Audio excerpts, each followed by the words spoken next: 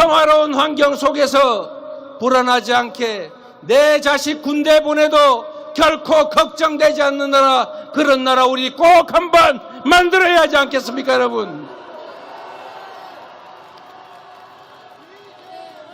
대통령이 국민들의 분열을 조장하고 대결을 조장해서 불안하게 만들고 전 정부를 반국가단체라고 비난하면 대체 전 정부를 지지했던 국민들은 누구입니까?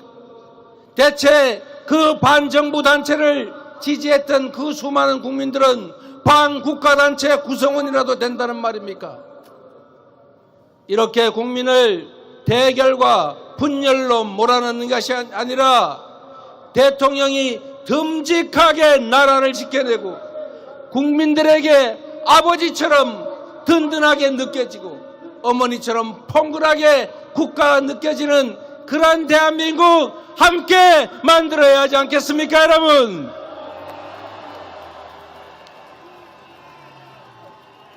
그래서 여러분께 부탁드립니다. 그런 세상은 저절로 오지 않습니다. 민주주의는 저절로 만들어지지도 않고 가만히 있다고 해서 지켜지지도 않습니다. 피를 흘려서 땀을 흘려서 목숨을 바쳐서 만들어 왔던 것처럼 목숨 바치고 다시 이웃과 손잡고 동료와 손잡고 치열하게 싸워야 지켜질 수 있는 것입니다. 함께 싸우겠습니까, 여러분?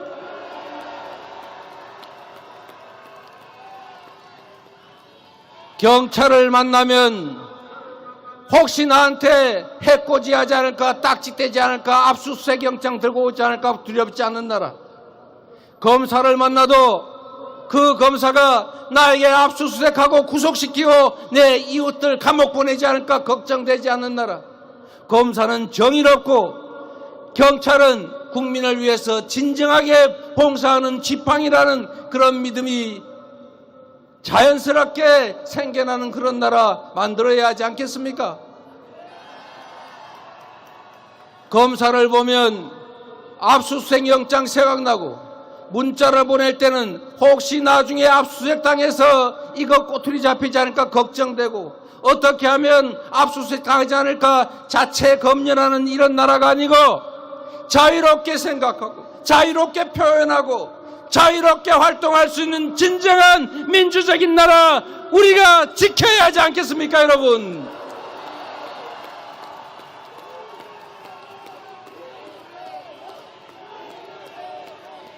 국가가 국민에게 그리고 대통령에게 대체 어떤 행태를 보이고 있습니까? 대통령이 무서워지고 있습니다. 대통령 그림을 그리면 혹시 해코지 당하지 않을까 걱정됩니다. 그래서 우리는 그런 세상을 꿈꾸지 않았습니까? 대통령을 흉도 보고 대통령 비난도 하고 가까이에서 대통령과 장난도 치면서 대통령을 비방하는 그림을 그리면 대통령이 아이고 내가 이렇게 못생겼습니까? 아이고 이렇게 제가 밉습니까? 아이고 죄송합니다. 제가 좀 더 잘하겠습니다. 이런 대통령 보고 싶지 않습니까, 여러분?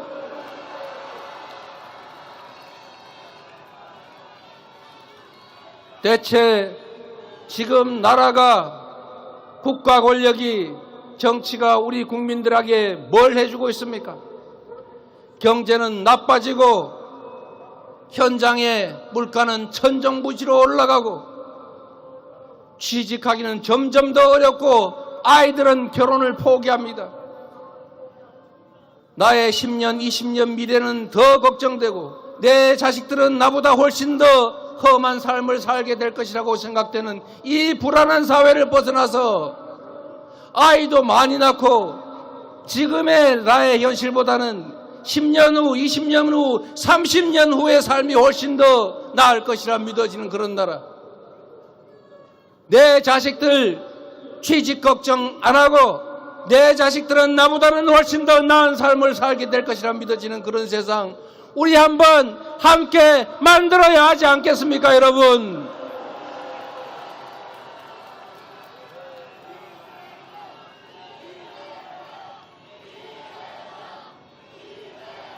나라가 전 세계 경제가 이 모양이니 어쩔 수 없다. 경제는 시장이 알아서 하는 것이다.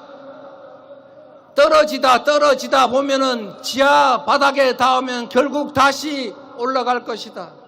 시장에 맡기자. 국가가 할 수 있는 일은 없다. 이렇게 말하는 무책임한 정부가 아니라 경제를 살리기 위해서 노력하고 시장에 부족함이 있으면 채워지고 우리 국민들이 불안하지 않도록 격려하고 우리 국민들에게 기회를 만들어주고 어려운 시기를 함께 손잡고 넘어가자고 힘을 주는 그런 나라 되어야 하지 않겠습니까? 저는 그런 나라를 만들고 싶었습니다. 그러나 실패했습니다. 우리 민주당 지금도 노력하고 있습니다. 그런데 어렵습니다. 국민 여러분, 당원 여러분, 이제 우리가 행동해야 될 때가 왔습니다. 그냥 기다려서 이렇게 무너질 수는 없지 않습니까? 세계 선진국 반열에 올랐던 대한민국이 이제 전 세계에서 미끄러지고 있습니다. 그렇게 방치할 수는 없는 것 아닙니까, 여러분? 여러분, 아주 초보적인 상식적인 이야기 한번 해보겠습니다. 지금 경제가 어렵습니다. 이럴 때 정부가 해야 될 일이 있지 않습니까, 여러분? 시장에서 일자리가 부족하면 대공황 때도 미국에서 이미 삽질해 가면서 댐을 만들면서 일자리 만들었습니다. 일자리가 부족하면 정부가 투자해서 어려울 때 일자리를 만들고 나중에 경제가 사라지면 그만큼 다시 회수하면 되는 것 아닙니까, 여러분? 부자들, 초대기업들 세금 깎아주느라고 국가 재정이 부족해지니까 서민들 지원 예산 아끼고 서민들 쥐어짜고 어려운 월급쟁이들 갑종 근로소득세 이것만 왕창 올려서 세금 더 늘리고 있지 않습니까?